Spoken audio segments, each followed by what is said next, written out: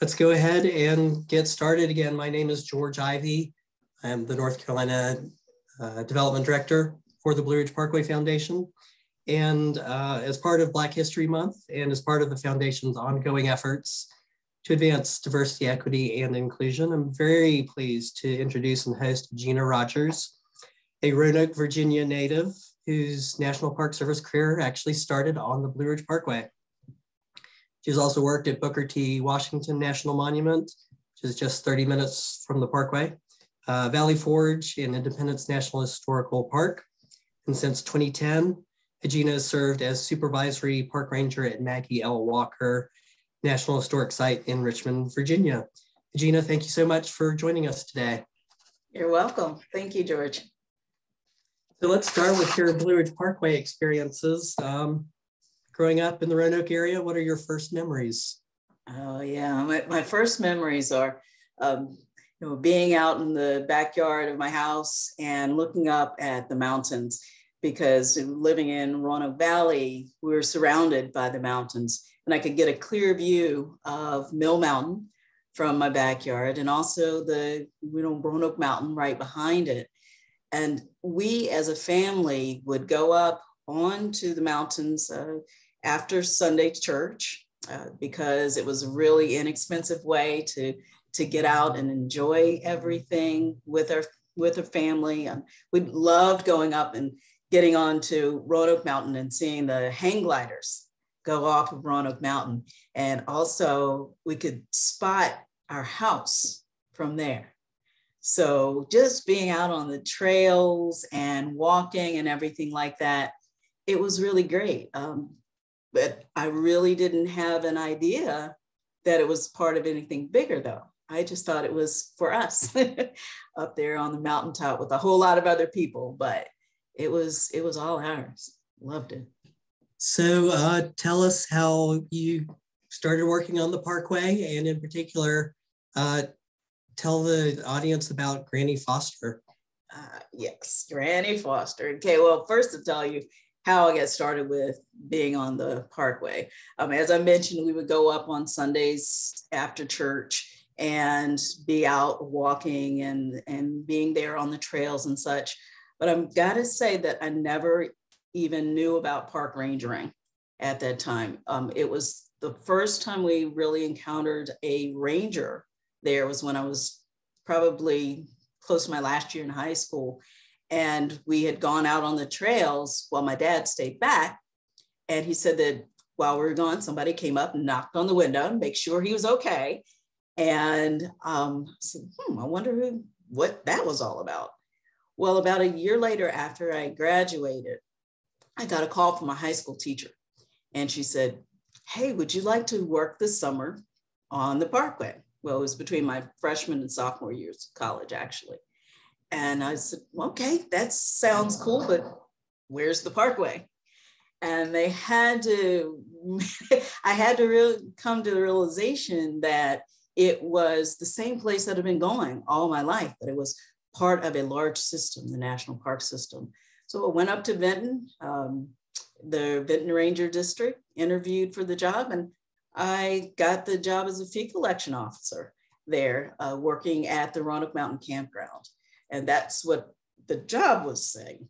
Actually, I got to do walking in the trails and putting out gypsy moth traps and talking to visitors down at the Roanoke River and doing campfire programs. I love those, but hated them at the same time, because I was also really a shy person and would get so scared when I was about to do my programs that, this is a true story. One time I was found by my best friend, Mosey Reed, sitting on top of our supervisor's desk in a ball, praying for rain so that I would not have to do my program.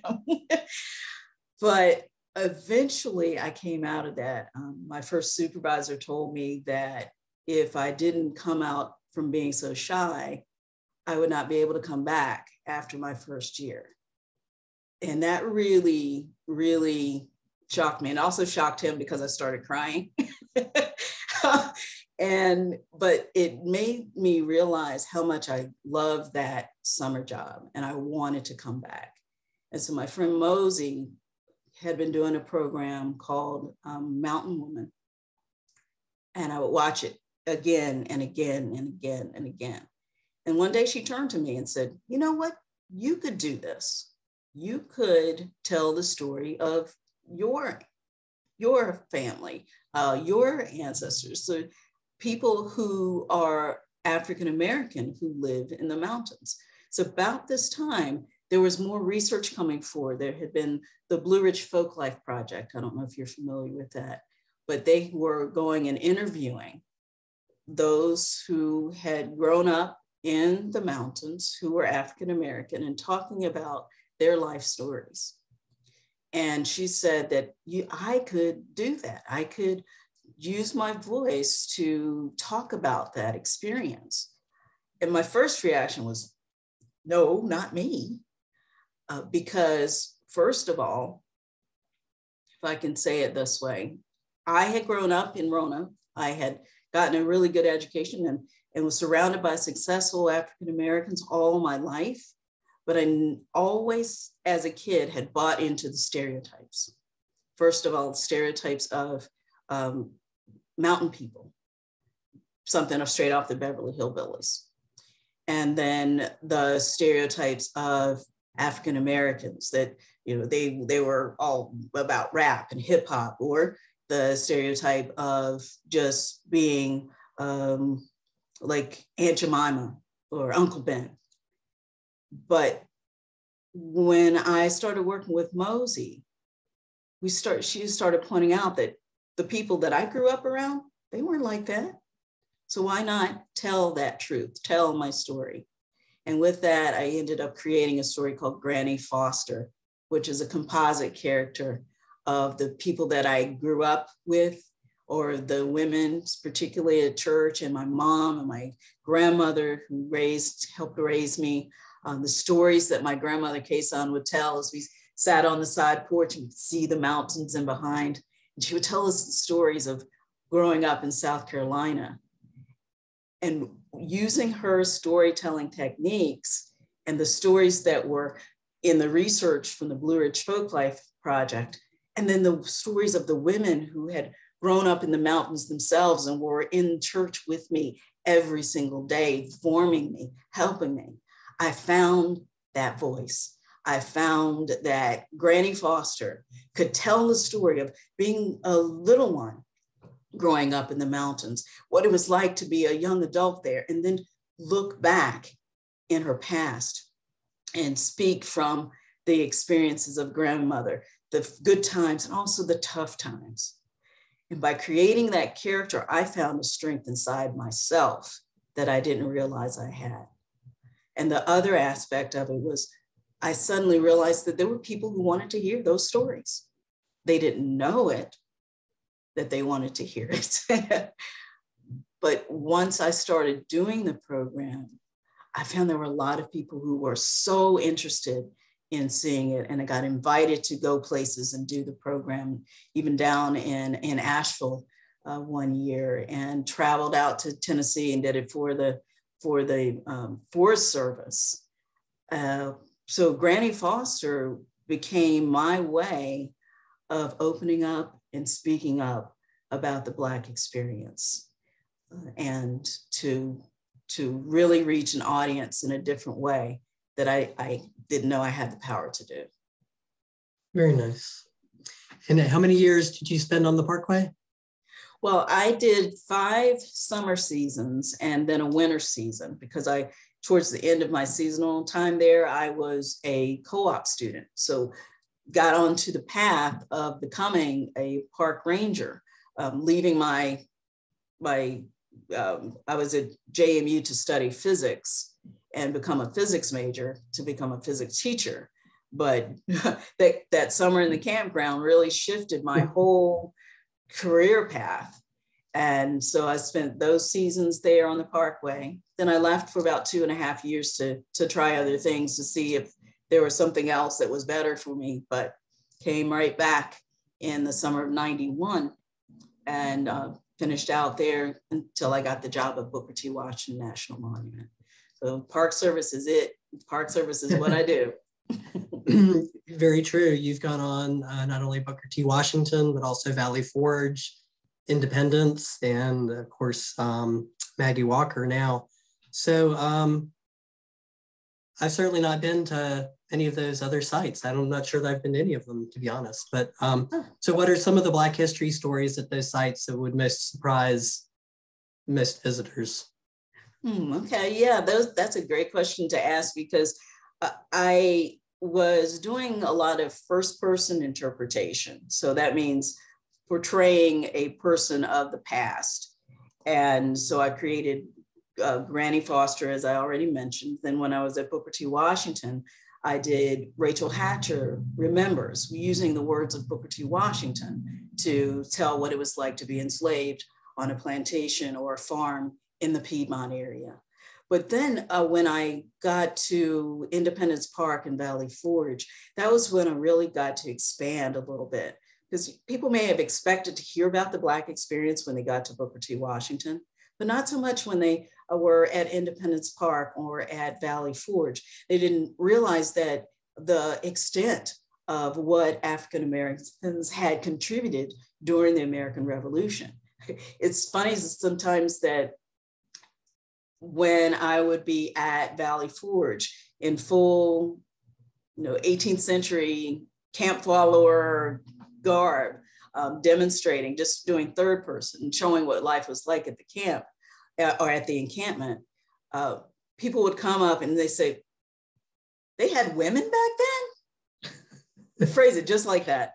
And then when my fellow African-American interpreter was there, they'd say, they had Blacks back then? So just to see that we were there representing the diversity of the people who contributed to the cause of freeing this country, getting its independence was a way to tell those stories. And that's what I started finding myself doing more and more, finding those stories that were kind of hidden within the larger tales of our country, of the American Revolution, of the Civil War, of the early foundings of the country.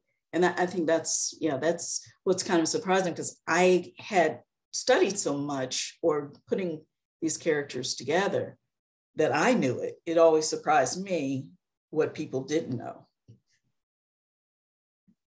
So at a site like Independence, where for much of our history, Black people were not free, most Black people were not free. Mm-hmm. How does the Park Service tell that story, or how did you try to engage people on that issue? It must be sort of a sensitive issue there, but. Yes, especially, and to keep that in mind now with the 250th coming up, these are very important things to consider as we're planning our programming going forward.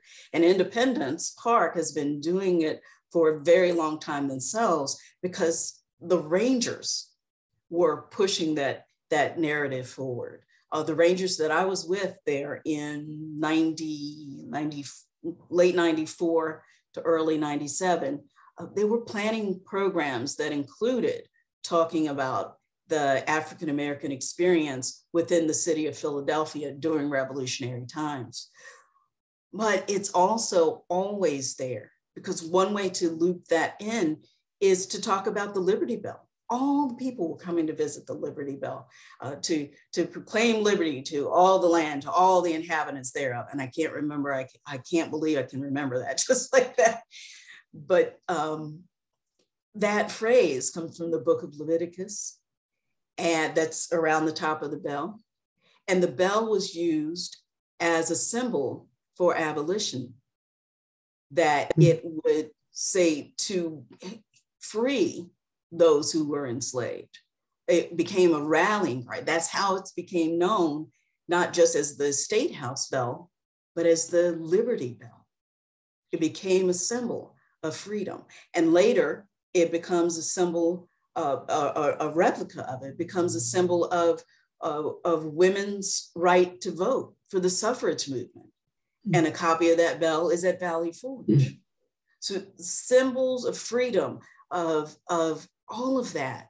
That is how we were able to work those stories in and to talk about those who were enslaved, but also who were free Blacks in Philadelphia, and the impact of the history. It's there. It's there. Mm-hmm. It's just a matter of making the point to look for it and to bring it forward with programming. Very nice. So for 12 years now, you've been at Maggie L. Walker National Historic Site in Richmond, Virginia. For those who might not know, and that obviously includes myself, who is Maggie Walker? Maggie Walker is just this amazing figure who was fighting for civil rights and equal opportunities for African Americans and women during the height of Jim Crow segregation. So in the early 1900s, she was helping to lead a boycott of the streetcars here in Richmond, Virginia, which were trying to segregate transportation within Richmond. And so this is well before the modern civil rights movement. But she was born in 1864 and died in 1934, which means her life spanned the time between the end of the Civil War and the early beginnings of the early civil rights movement. And that's a period of time that we just tend to gloss by, run over, as you're talking about, Civil War battlefields and then Martin Luther King and Rosa Parks. But what happened in that 100 years between? Well, Maggie Walker's life shows what happened. She started a bank in 1903. She was the leader of an organization called the Independent Order of St. Luke. And in 1903, she proposed that the organization start a bank, a newspaper, a department store, a factory. Why?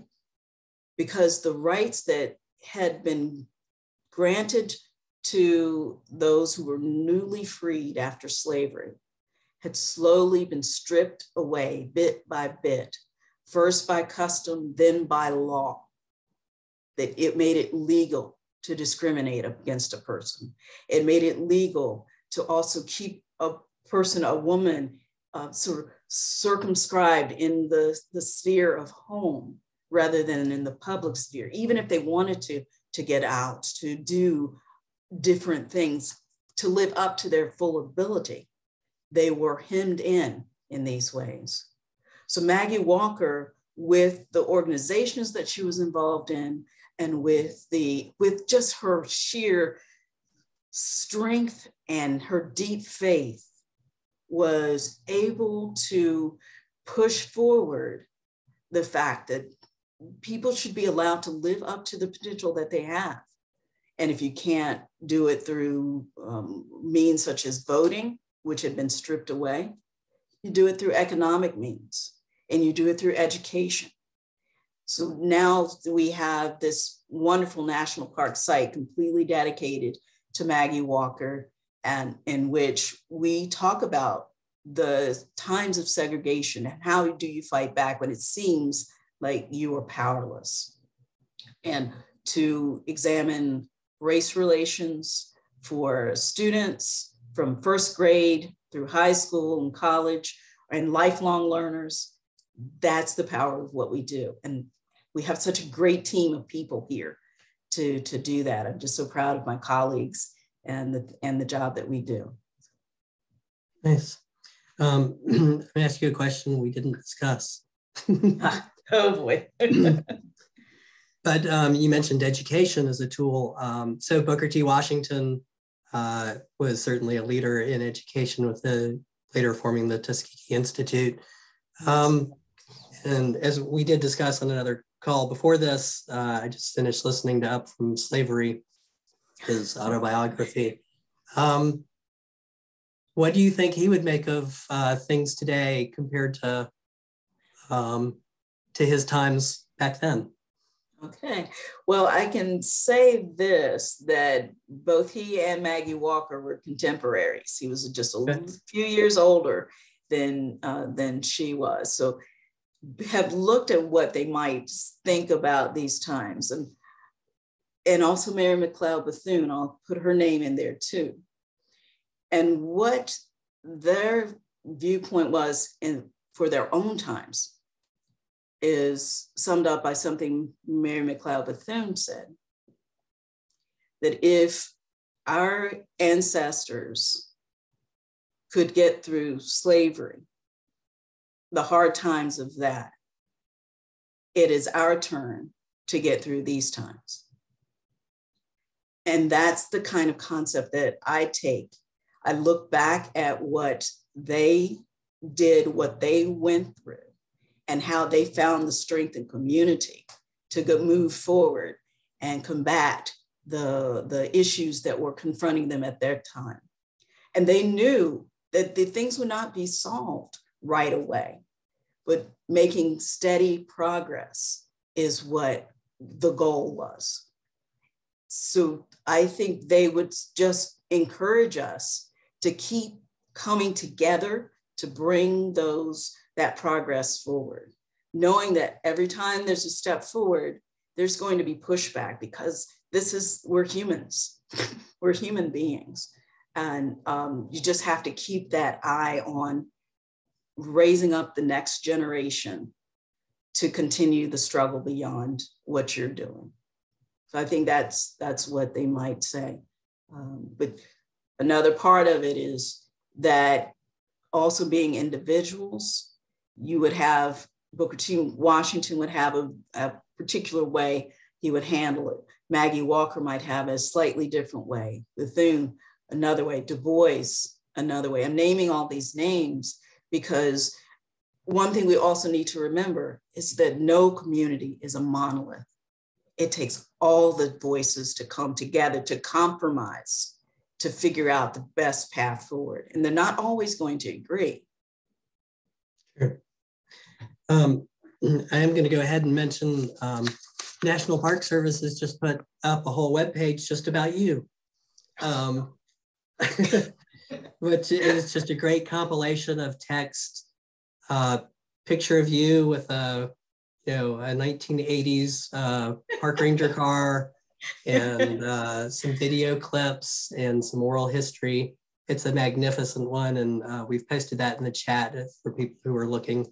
And you do mention in that, and I may get it a little bit wrong, but how sometimes you found it a struggle personally to kind of put yourself as an enslaved person telling these difficult stories, and how that sort of changed you, and that idea that others with you were like, we're carrying that story forward, and that's an important story to tell, even if it's difficult to play that role. Yes. It takes a community to tell these stories, because we want to remember the tough times, because tough times come now. And to be where someone makes an assumption about you, they assume that you don't have a thought in your mind, that you haven't studied all of this in the times past. Those are the days where you need your support, where you need your peeps, as my friend Stephanie always says. You need your people to help lift you up on those tough days. Yet it's worth it, because to speak for those who were not able to speak for themselves is the greatest honor that we have. To bring forth the collective stories, to make this all see that this is a very complex, a beautifully complex country, that it takes us to bring all of these voices together. That is what helps us to understand why we are where we are. What has shifted for me over time is to say that, we say it's Black history. And when Carter G. Woodson started Negro History Week and the Association for the Study of African American Life and History, as his organization is called now, his point was to bring forward the contributions and achievements that Black people had contributed to this country the entire time this nation has been around, and to bring that forward so that it's not buried and covered over. And he brought out that it's not just Black history, it is American history. And my shift has been to see it as the Black experience in American history rather than Black history by itself. If we look at it that way, that means the experience of Jewish people, the experience of European people, the experience that brings it and makes it all American history. And you do need to have these emphasis months to make sure that people will turn and think about it. But it is happening every single day. You can fill more than 28 days of a month with Black achievement. And it could take a whole year. You could fill in an entire calendar. And that is what we need to think about. How are we all contributing to history even today? Especially with the social justice movements of 2020 and going forward, the reckoning that we have. How did we get here? It's every single day we're contributing to this experience of being Americans. So a lot of years have passed since you've been on the Parkway, but how can the Parkway or a group like the foundation, the Blue Ridge Parkway Foundation, shed more light on Black history or the Black experience of American history, as you just said it? Mm-hmm. You just finished reading Booker T. Washington, right? Mm-hmm. And Up From Slavery. Remember the phrase he said, cast down your buckets where you are? Mm-hmm. And that is part of it, because I was always going to the Parkway, but I never knew it was part of the park system. But someone reached out to me and brought me in. And I have done the same. I've reached out to others to bring them in, no matter what their background is. If they have a heart and a spirit for the Park Service, we need to reach out to others and lift them up. And if you are in the Parkway Foundation and you want to know more about the Indigenous people's contributions to the country or to where you are, or you want to learn about the Scotch Irish there, reach out to the community that is right around you, because those stories are there. The people are still there, and they might just be waiting for the opportunity for the hand to come out and say, hey. But at the same time, you have to build those relationships too. You can't just barge in there and say, hey, I'm from the government, I want to help. That doesn't go over well. You build those relationships and reach out. And I think that will help us keep moving forward. Very well said. Good advice. I do want to mention a couple of things. We are pretty close to the end of our time. Goes very quickly. So fast. It does. In the chat, we're going to post a link to the Park Service's African American Heritage website. Great compilation of information about sites throughout the National Park Service where they tell a lot of these different stories, from buffalo soldiers to all sorts of other stories. Harriet Tubman and others, stories of slavery, stories of freedom, Underground Railroad, lots of things. So it's a great website. And I also am just going to put in a quick plug for some of that other storytelling that you kind of mentioned. Next webinar we have will be March 15th, also a Tuesday. Women's History Month, and we're going to highlight Bertha Cone. The Cones were Jewish, and Bertha probably doesn't get as much credit as she should for all the time she spent managing that estate and her contributions to the Blowing Rock community. So that'll be a great presentation. So I hope everyone can tune in. We do have a link there. Ajena, the time went too fast. Too fast. It's I hope the audience appreciates that you're a rock star, even though you'll deny that. But you've done great work and have some great perspectives, and it's no surprise that the Park Service did a new feature on you. So just want to thank you again for being with us and sharing your ideas, sharing your history, and your very personal experiences. And hope you have a great rest of the month and a great rest of the year. Thank you. Appreciate you having me, George. Okay. Thank you. Bye, everybody.